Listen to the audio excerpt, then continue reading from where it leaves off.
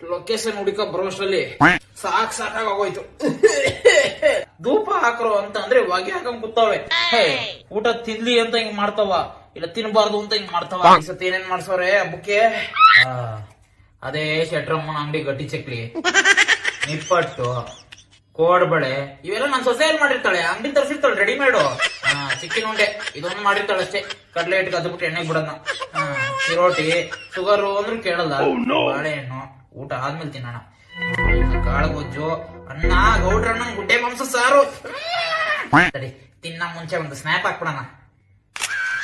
Having ಮೈ ಎಡೆ ಊಟ after 1 year at home. ನೋಡಿ, ಬೇರೆ ಬೇರೆ ರೀತಿಯಾಗಿ ಕಬಾಬು, ತಂದೂರಿ, ಬಾರ್ಬಿಕ್ಯೂ ಏನಾದ್ರು ಇಡ್ರೇಮ ಅಂತ ಅಂದ್ರೆ ಲೋ ಬಜೆಟ್ ಪಕ್ಷ ಮಾಡ್ಬಿಡ್ತಾರೆ. ಲೋ ಬಜೆಟ್ ಆಸ್ತಿ ಮಾತ್ರ ಬೇಕು, ಆಸ್ತಿ.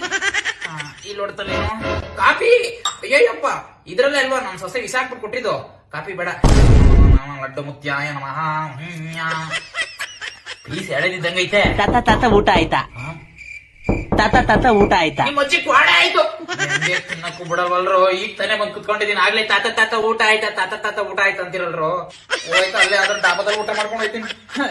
ನಮ್ ಪಾಲ್ ಕರ್ಜಿ ಕೈ ಕೊಡ್ಬೇಡ.